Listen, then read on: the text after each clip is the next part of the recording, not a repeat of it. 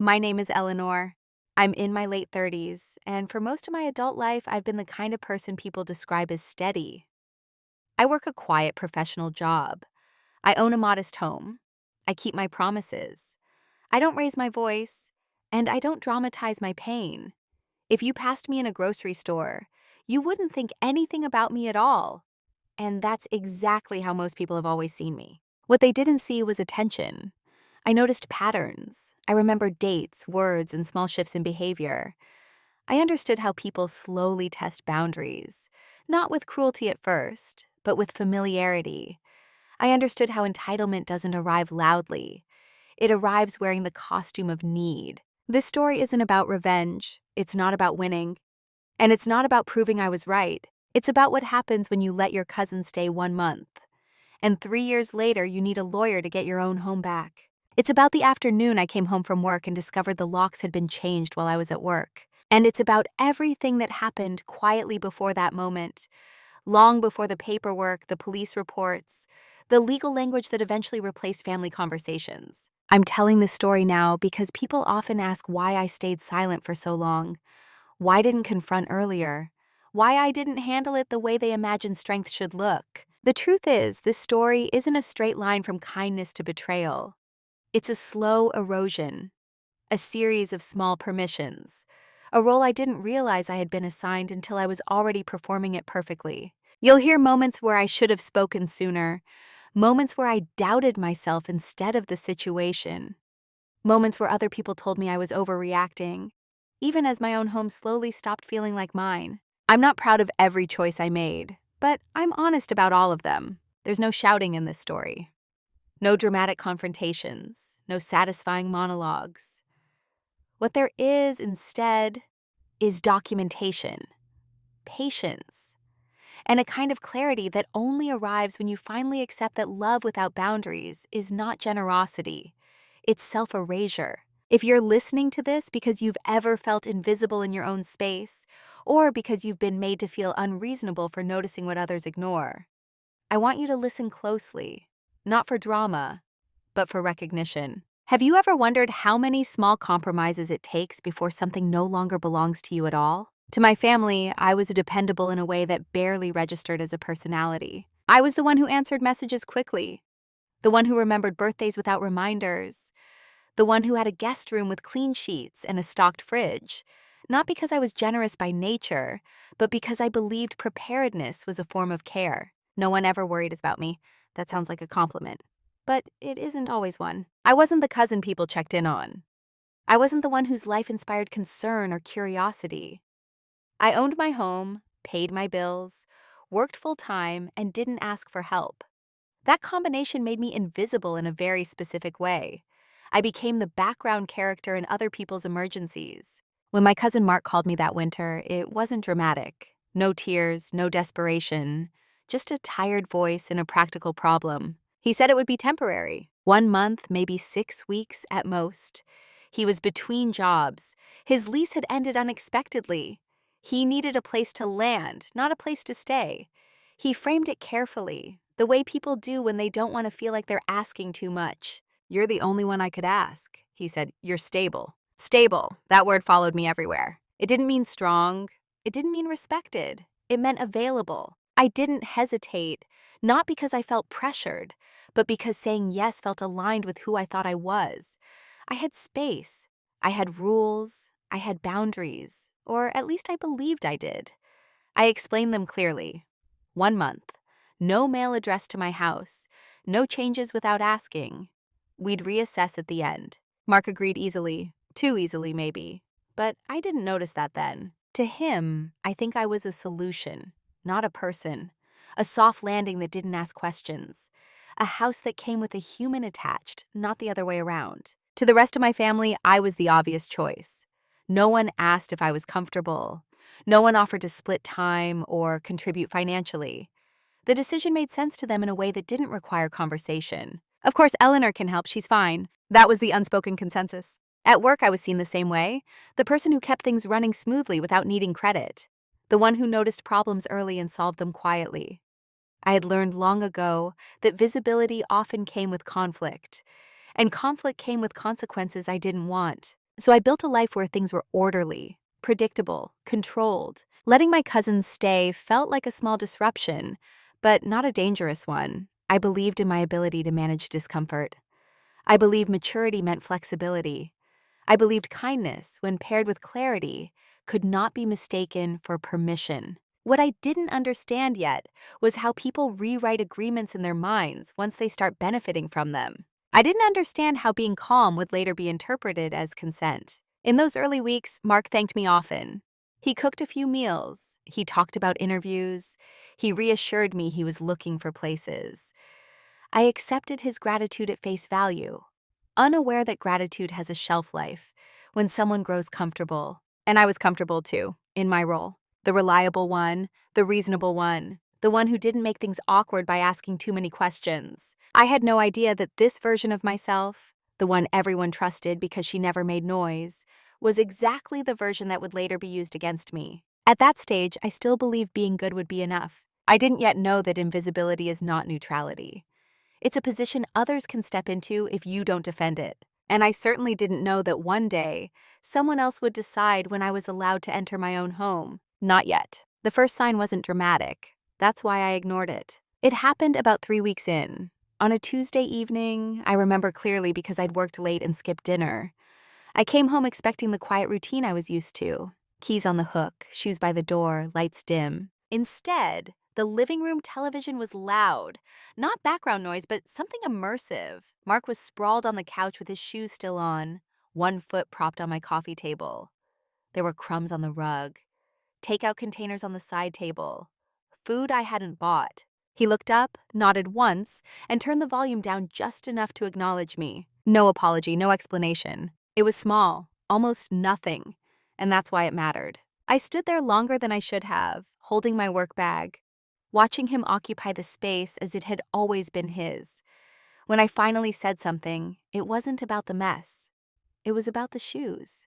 "Hey, could you take those off? I try to keep the furniture clean." He laughed, not unkindly. "Oh, yeah, sorry." But he didn't move. He finished the scene first. That pause, that delay, was the cut. The moment my request became optional in my own house. I noticed it. I felt it register somewhere behind my ribs. But I also felt the familiar reflex rise immediately after. Don't make it bigger than it is. So I waited.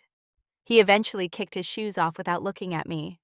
I cleaned up the containers myself, telling myself it wasn't worth mentioning. That was one evening. Those transitions were messy. The next day, I mentioned it casually to my sister during a phone call. I didn't frame it as a complaint, more like an observation. "He's settling in," I said. "Maybe a little too comfortably." She laughed. "Well, at least he feels at home." That was the second cut. The way the concern turned into a joke. The way my discomfort was reframed as a positive trait. His comfort, not my space. After that, things shifted subtly. Mail addressed to Mark appeared in my mailbox. Just one envelope at first, then another. When I asked about it, he waved it off. "It's just a billing thing. Temporary." I reminded him of our agreement. He nodded, again too easily, and promised to fix it. He never did. The fridge started emptying faster than usual. Not dramatically, just enough that I noticed groceries disappearing before I could use them. When I brought it up, he said he'd replace things. Sometimes he did. Often he forgot. And each time I told myself the same thing. It's not malicious. He's under stress. This is what helping looks like. But help is meant to have edges. Mine were already blurring. What made it harder was that no one else seemed to see the problem. When the family visited, Mark was charming, helpful. He joked about roommate life. People commented on how nice it was that I'd opened my home. No one asked how long he'd been there. No one asked how it felt. And I didn't volunteer the answers because I was still invested in the idea that this was temporary. That pointing out discomfort would make me look petty. That a good person doesn't keep score. So I didn't. I let the small cuts happen. I let the first disrespect go unnamed.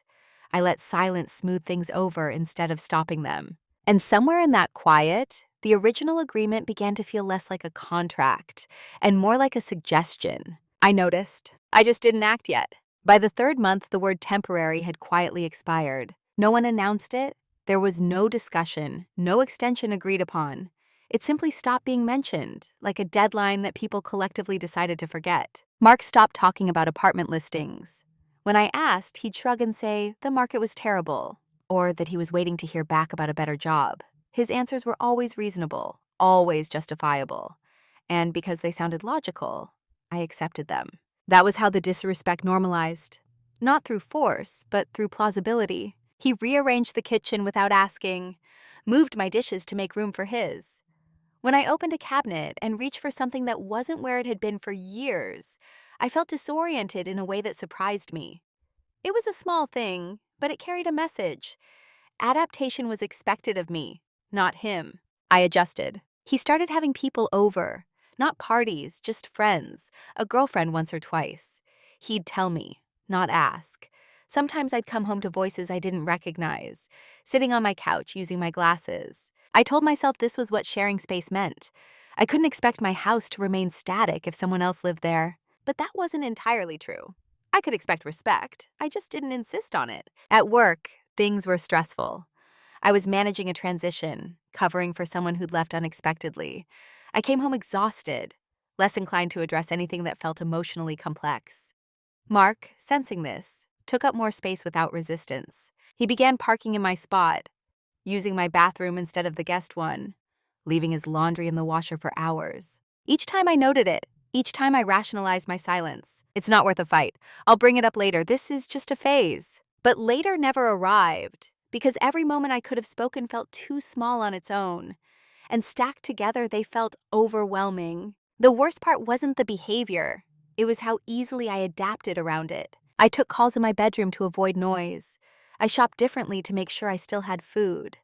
I planned my evenings around his presence, timing things so I wouldn't have to negotiate shared space. Without realizing it, I was shrinking. When my sister visited again, she commented on how well we seemed to live together.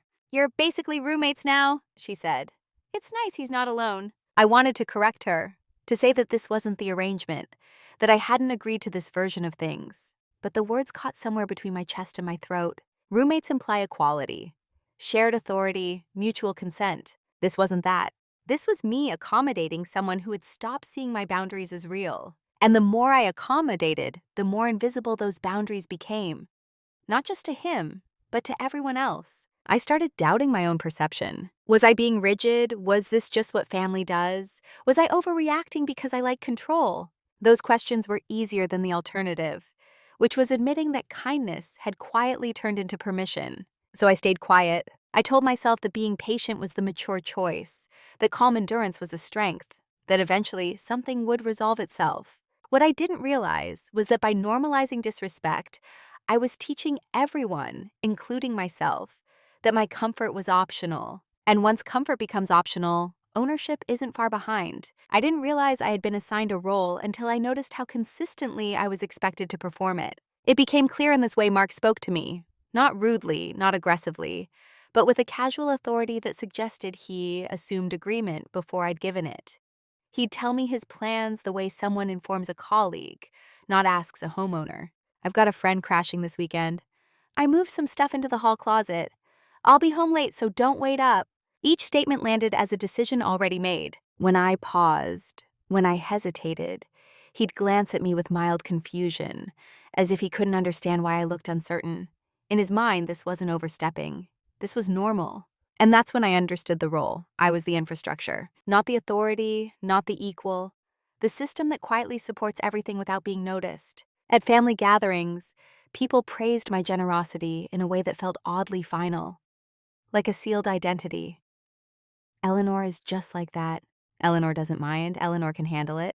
No one asked if I was tired. No one asked if the arrangement still worked. The role had been cast, and I was expected to stay in character. What made it more complicated was that I had helped write the script. Every time I didn't correct an assumption, it hardened into fact. Every time I smiled and nodded, it became evidence that everything was fine. Mark stopped thanking me altogether. Gratitude had transformed into expectation. If I asked him to contribute more, he'd sigh, not angrily, but with the weary patience of someone who believes he's being inconvenienced unfairly. "You know I'm trying," he'd say. "You know I don't have much right now." And because I did know those things, I let them outweigh my own reality. I noticed how my language changed. I stopped saying my house. I started saying the house, as if the ownership was shared, or worse, ambiguous. That linguistic shift unsettled me more than I expected. Words shape permission, and I was slowly giving mine away. One evening, after a particularly long day, I asked him to lower the volume of a call he was on in the living room. I had an early meeting the next morning. He covered the phone and said, "Can it wait? I'm in the middle of something." It wasn't the refusal, it was the framing. My request was an interruption. His activity was the default. I went to bed without responding. Lying there in the dark, I felt something unfamiliar settle in my chest. Not anger, not sadness, but recognition. I saw the pattern clearly for the first time. I wasn't being taken advantage of because I was weak. I was being taken advantage of because I was predictable. Predictable in my patience. Predictable in my restraint.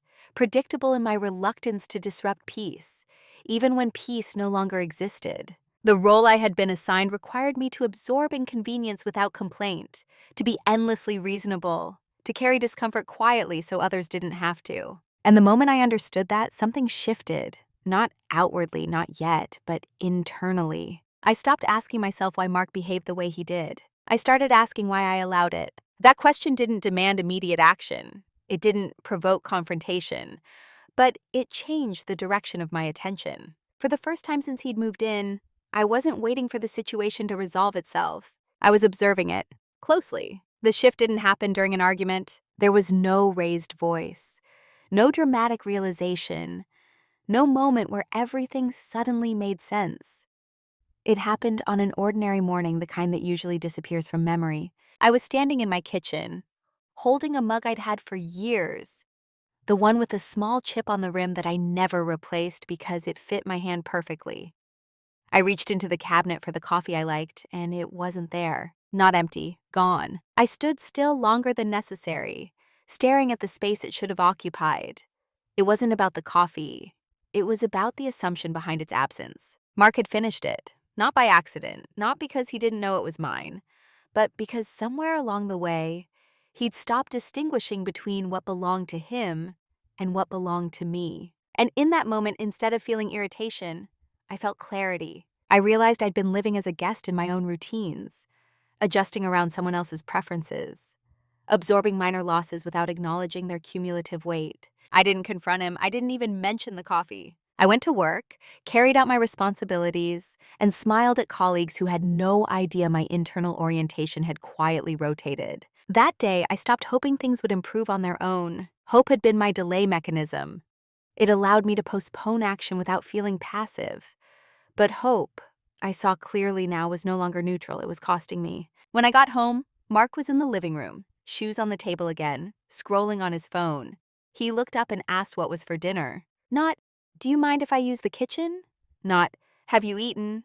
Just an expectation, delivered casually. I felt the reflex rise, the old one, the instinct to smooth things over, to respond pleasantly, to make life easier for everyone. Instead, I paused. "I'm not cooking tonight," I said. My voice didn't shake.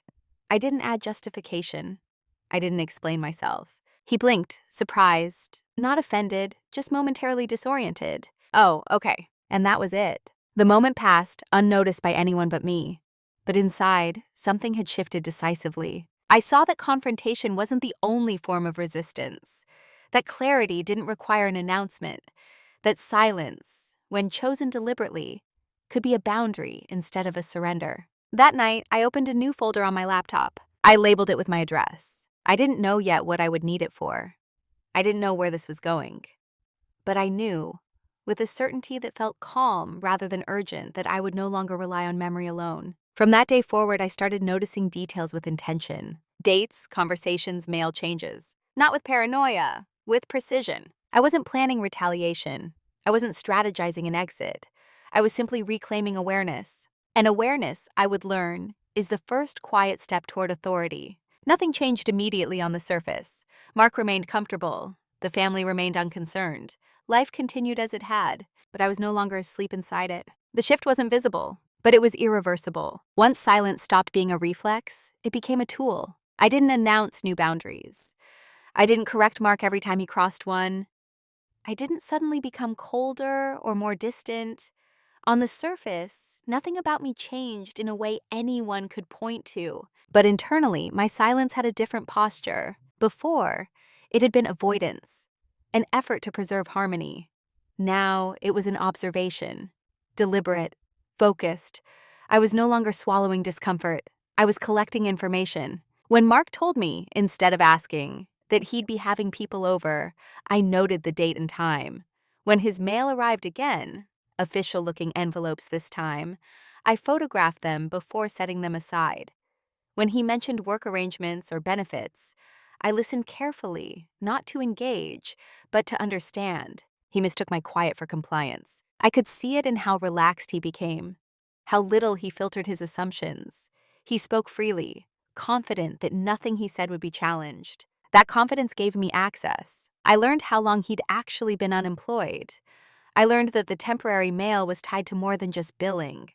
I learned how he described our living situation to others, not as a favor, but as something closer to entitlement. One evening, I overheard him on the phone say, "Yeah, it's basically my place now." He laughed when he said it. I stood in the hallway, unseen, feeling a strange calm settle over me. Not fear, not anger. Confirmation. I realized then that if I had confronted him earlier, loudly, emotionally, he would have corrected his behavior just enough to maintain access. Apologies, promises, performative change. Silence had given me something confrontation never would have. The truth of how he behaved when he believed there were no consequences. I started adjusting my behavior in small, intentional ways.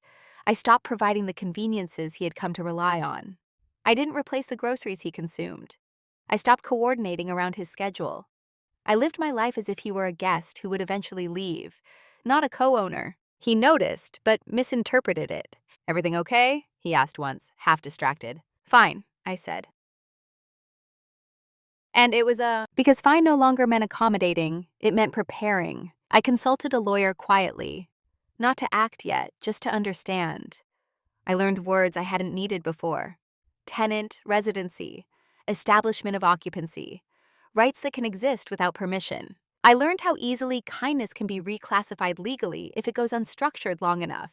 I didn't panic, I didn't rush. I documented dates of arrival, length of stay, mail accumulation, contributions, or lack thereof. The more I learned, the clearer it became. The situation wasn't just emotionally uncomfortable, it was becoming structurally dangerous. And Mark had no idea. He continued living comfortably, assuming my silence meant agreement, assuming my calm meant surrender. He didn't understand that silence, when chosen consciously, doesn't make you smaller. It makes you unreadable. And unreadable people are dangerous, not because they strike, but because they prepare. By the time he realized something had changed, the conditions that protected him would already be gone. But that realization was still ahead. For now, I stayed quiet, not because I was afraid, but because I was ready. Preparation doesn't look like preparation when it's done quietly. From the outside, my life appeared unchanged. I went to work. I came home. I exchanged polite, minimal conversation with Mark. I didn't lock doors he hadn't already grown used to opening. I didn't assert ownership in ways that would alert him. But beneath that surface, something methodical was unfolding. I began by reconstructing the timeline.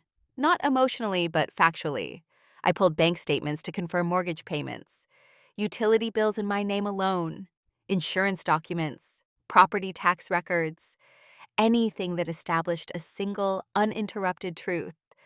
This home was mine and had always been. I created a digital log, not dramatic journal entries, just entries with dates, times, and neutral descriptions. April 12th, mail addressed to Mark arrived, government letter. April 18th, Mark mentioned our place during phone conversation. May 2nd, Mark parked vehicle in driveway overnight. Third consecutive week. I wasn't documenting to accuse, I was documenting to clarify reality. I also stopped explaining myself to family. When my sister casually asked how long Mark planned to stay, I said, "I'm reviewing my options." She looked surprised. "Options for what?" "For my home," I replied. I didn't elaborate. I didn't defend the statement. I let the discomfort sit where it belonged, with her. That was something new, too. I stopped cushioning other people's reactions. At work, I requested copies of emails approving my remote days, evidence of consistent schedules.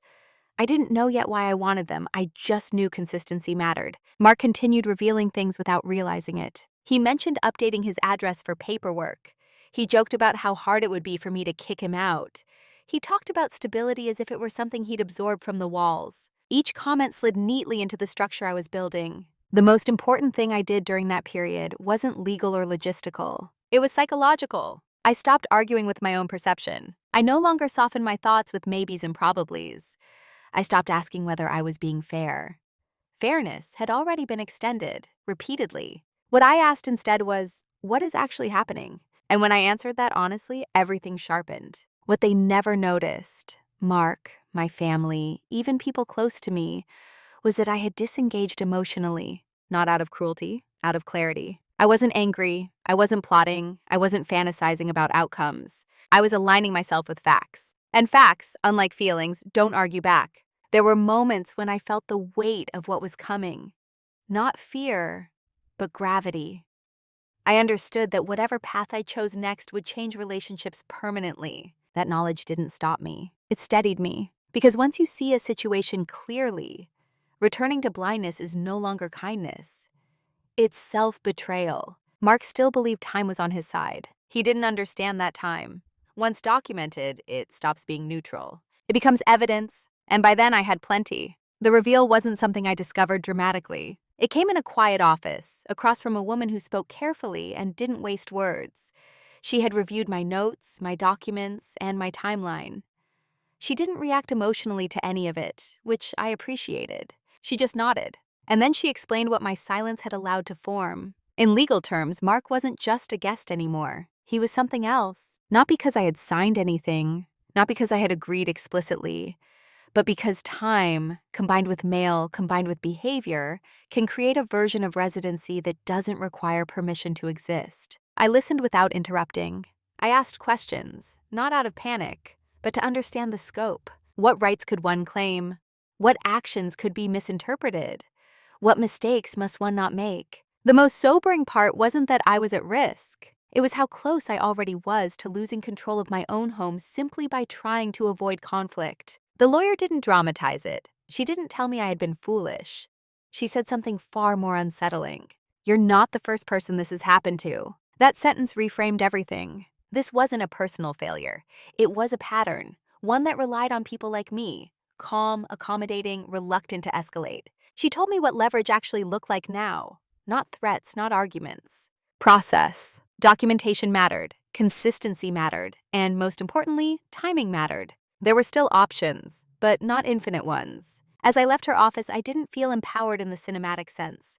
I felt sober, focused, clear. The private reveal wasn't about discovering a secret weapon. It was about understanding the terrain. I knew now that if I confronted Mark directly, he could entrench himself further. If I acted emotionally, I could weaken my position. That kindness at this stage would no longer protect me. That knowledge didn't make me cold. It made me precise. I didn't go home and change anything. I didn't confront him. I didn't hint that I knew more than he thought. I lived exactly as I had the day before. But inside, something settled. I no longer wondered whether I was overreacting. I no longer debated whether I was justified. The question was no longer if I would act. It was how and when. And for the first time since Mark had moved in, the timeline was no longer his to control. It was mine. Once you understand the terrain, every path forward carries weight. I remember sitting at my kitchen table late one night, the house quiet in a way it rarely was anymore. Mark was out. I spread my notes out in front of me, not scattered, not frantic, ordered. I wasn't emotional, I wasn't angry. I was deciding. There were several options, each with consequences. I could confront him directly, give notice, demand a timeline. That path relied on his cooperation, and the lawyer had been clear.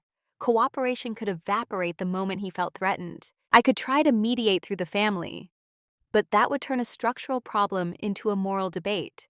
Opinions, pressure, emotional leverage. I'd spent enough time being reasonable to know how that ended. I could continue as I was, silent, documenting, waiting for the right moment. But waiting favored him. Time was the only resource he had, and I was done funding it. There was one option that felt clean, not easy, not painless, but clean, irreversible. It required patience, restraint, and the willingness to be misunderstood. I chose that one. The decision wasn't fueled by resentment. It was fueled by acceptance. I accepted that Mark would not leave voluntarily. I accepted that kindness would no longer be interpreted correctly. I accepted that protecting myself might make me look unkind to people who hadn't lived inside the situation. And I accepted that being seen as unkind was a smaller cost than losing my home. Once that decision was made, the noise disappeared. Indecision is loud, resolution is quiet. I didn't sleep immediately, not because I was anxious, but because I felt the weight of finality, the knowledge that there was no version of the future where things went back to how they were before. Some relationships would fracture. Some narratives would be rewritten without my input. I was ready for that. In the morning, I gathered the documents I needed: originals, copies, backups. I stored them in multiple places. I scheduled follow-up conversations, not confrontations, conversations, with professionals. I aligned timelines. I clarified the next steps. At work, I requested a few days off in the coming weeks without explanation. At home, I said nothing. Mark noticed nothing. He joked about plans months in advance. He talked about comfort, as if it were guaranteed.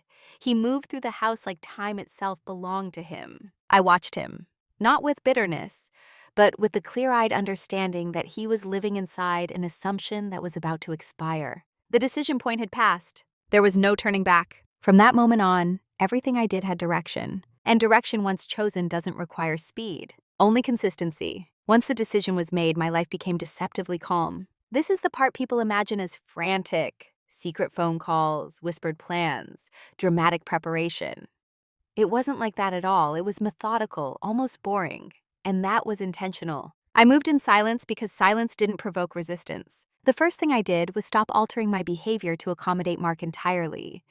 Not in a noticeable way, just in ways that removed convenience. I stopped adjusting my schedule. I stopped reminding him of things he was responsible for. I stopped being the invisible infrastructure that made his life easier. At the same time, I followed every instruction my lawyer had given me with almost clinical discipline. I communicated only when necessary, and only in neutral terms. I avoided emotionally loaded language. I didn't threaten, I didn't hint, I didn't explain. I learned that clarity doesn't need to announce itself. I began formalizing my routines outside the house. I worked from the office more often. I stayed with a friend a few nights, not because I was afraid, but because presence can complicate the process. Absence, when strategic, creates clean lines. Mark noticed my distance, but misread it. "You've been busy lately," he said once.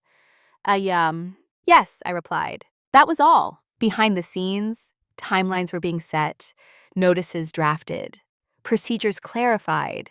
Everything is done through proper channels in the correct order, without shortcuts. This part required restraint more than courage. There were moments I wanted to say something, correct a comment, push back on an assumption, reclaim language he used too freely.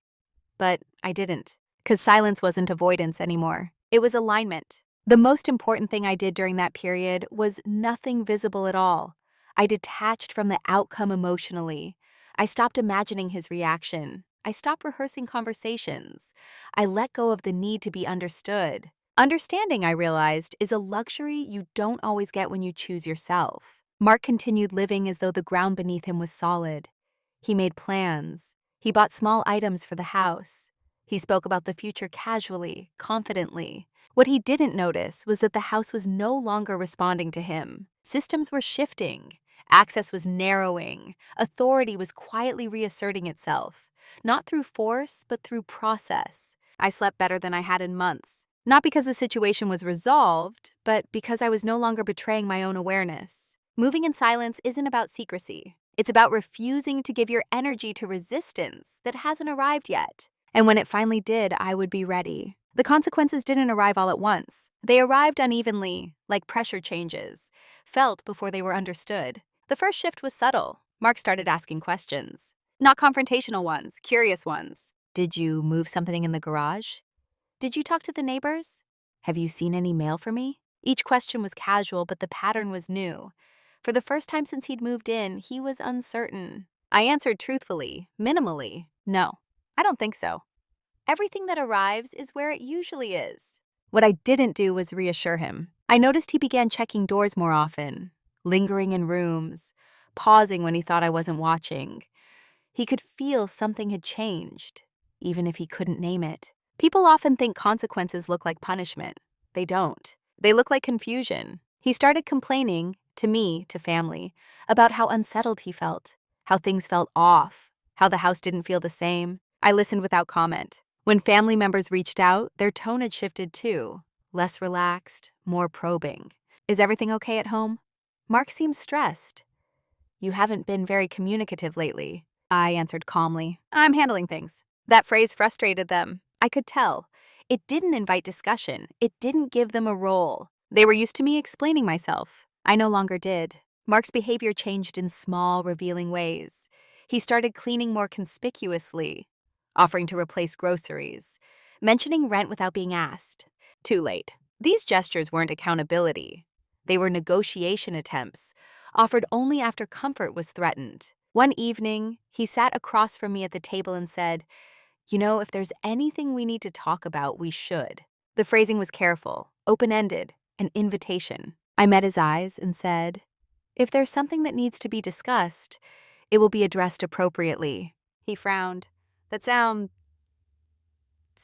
formal? Yes, I replied. That was the moment he realized this was no longer a personal dynamic. Something had shifted beyond him. The consequences weren't loud. They didn't humiliate him. They didn't make me feel triumphant. They made him uneasy. And unease is what entitlement feels like when it starts losing ground. He didn't know what was coming yet, but he knew, finally, that the version of me he'd relied on was gone. Panic doesn't always look like panic. Sometimes it looks like enthusiasm, like cooperation, like a sudden willingness to do all the things that were ignored when they mattered. That was how it showed up in Mark. He started talking about timelines again, unprompted this time.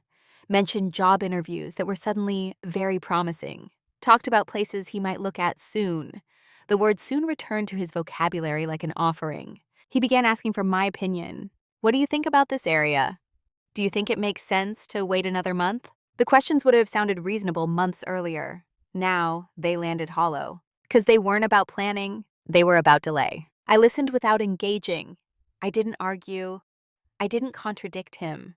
I simply didn't participate in the fantasy that things could be reset. That was the most destabilizing thing for him. People who rely on flexibility panic when they encounter finality. Family pressure followed quickly after. My sister called, her voice careful in the way people get when they know they're about to step into something uncomfortable. "Mark says you've been distant," she said.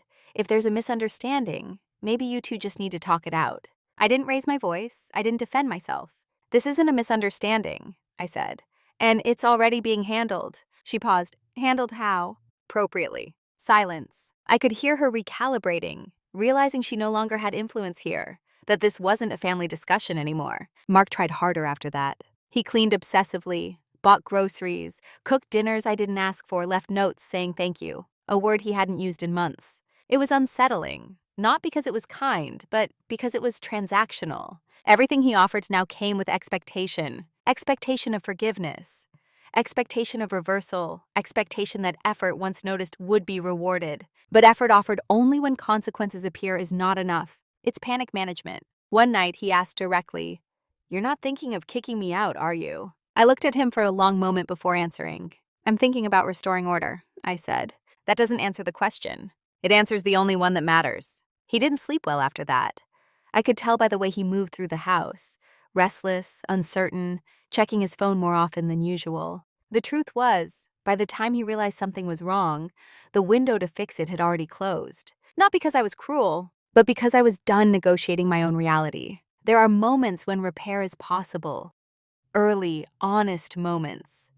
When harm is acknowledged without being forced. When accountability doesn't require threat. That moment had passed, and no amount of late effort could bring it back. The confrontation didn't arrive the way people imagine these things do. There was no moment where my heart raced or my hand shook.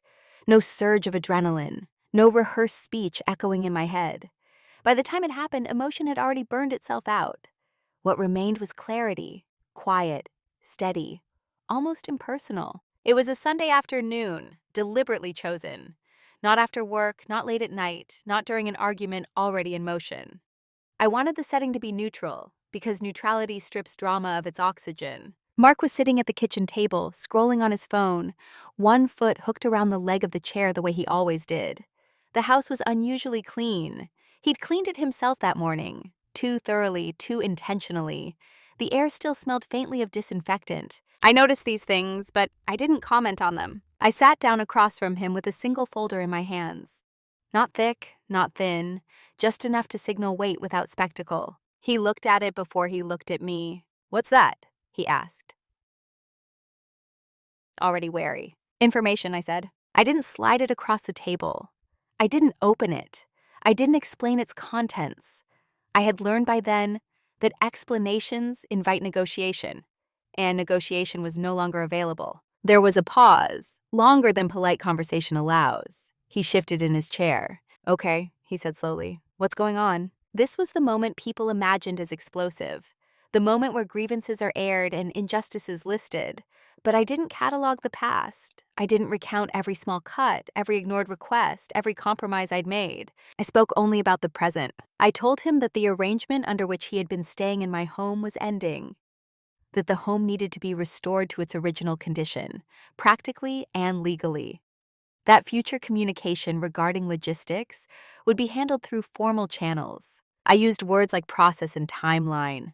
I avoided words like feelings or betrayal. He listened, eyes narrowing slightly, as if waiting for the part where I softened it, the part where I acknowledged how hard this must be for him, the part where I reassured him that everything would be okay if he just cooperated.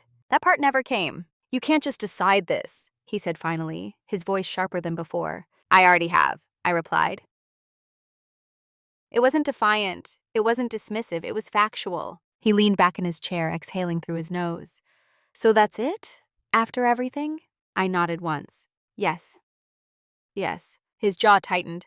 "This is my home. My home, too." The words hung between us, heavy with assumption. "It isn't," I said. That was the first absolute statement I'd made in months.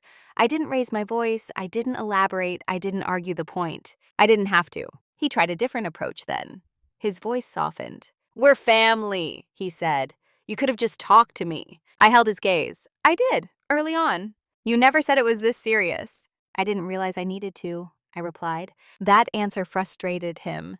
I could see it in the way his fingers drummed against the table. He wanted something to push against, anger, accusation, blame. I gave him none of it. "You let this happen," he said. "You didn't stop me." I nodded again. "I'm stopping it now." That was the moment the power dynamic finally became visible to him. Not because I asserted dominance, but because I refused to participate in the revision. He tried logic next. Financial arguments, emotional labor, hypotheticals about what would happen if he left, about how difficult things were for him, about fairness. I listened. I didn't interrupt. When he finished, I said, "Those considerations don't change the outcome." "That's cold," he said. "No," I replied. "It's clear." Silence followed. Not awkward silence, not charged silence. Just a vacuum where expectation used to live. He stared at the folder again, then back at me. "What's in there?" he asked. "Everything I need," I said. That was true, and it mattered that he understood it. He pushed his chair back slightly, agitation creeping into his posture. "So what, you talked to a lawyer behind my back?" "I sought advice," I said. Yes. That word, lawyer, shifted something in him. You could almost see the recalculation happen in real time. The realization that this wasn't about family dynamics anymore. That this had moved beyond persuasion. "When did you change?" he asked, suddenly quieter now. The question wasn't accusatory, it was genuinely confused. I considered it carefully because it deserved an honest answer. "I didn't," I said. "I stopped adjusting." That landed harder than anything else I'd said. Adjustment had been the invisible labor that made his comfort possible. Its absence felt like betrayal to him. Not because I had wronged him, but because I had withdrawn access. He shook his head. "I don't recognize you." "I'm the same," I said. "You just didn't have to notice me before." We sat there for a long moment, the house strangely still around us.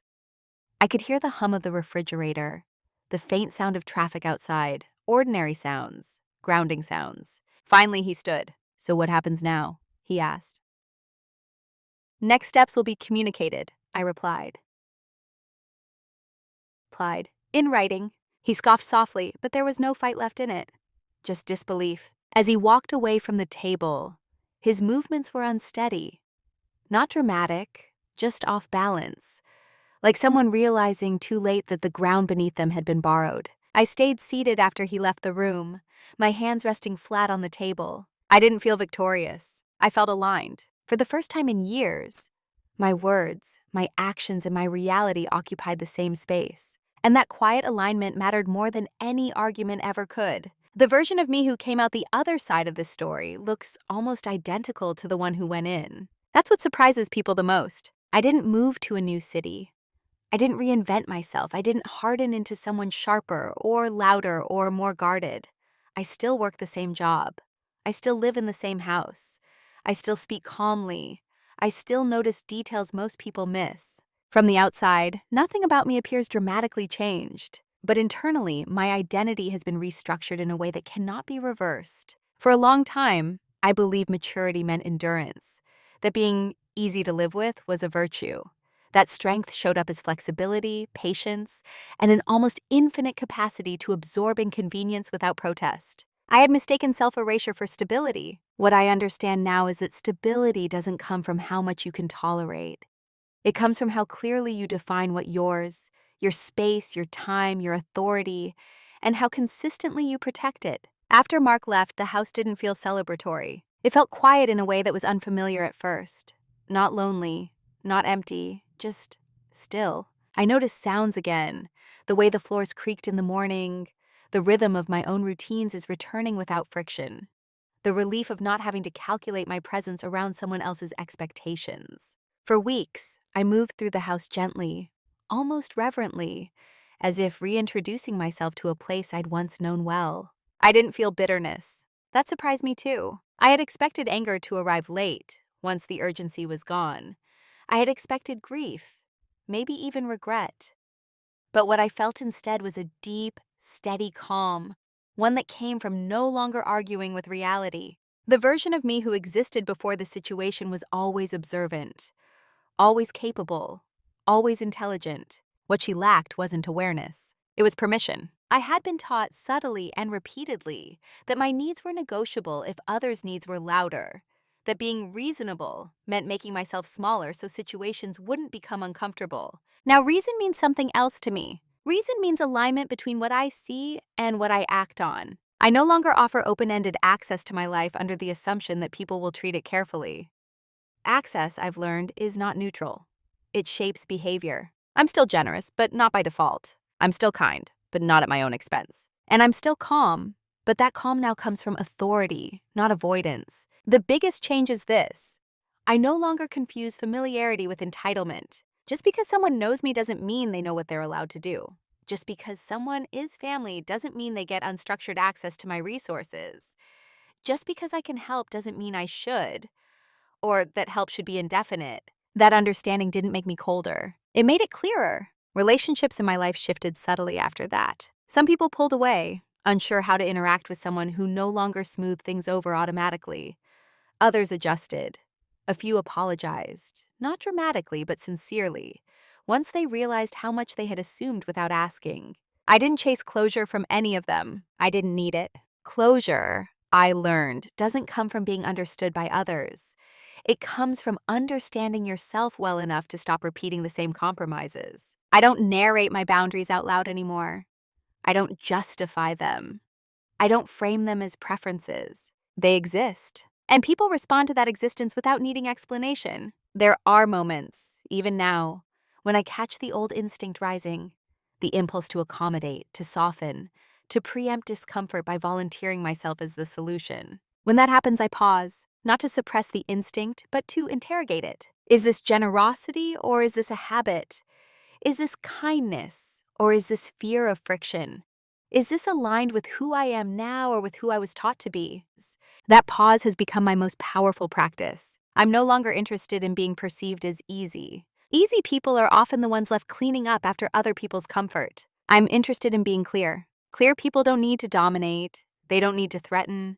They don't need to raise their voice. They just stop adjusting. That's who I am now. Not hardened, not resentful, not suspicious of everyone. Just anchored. Anchored enough to know that my silence is no longer something others get to interpret as consent. Anchored enough to know that peace is not the absence of conflict.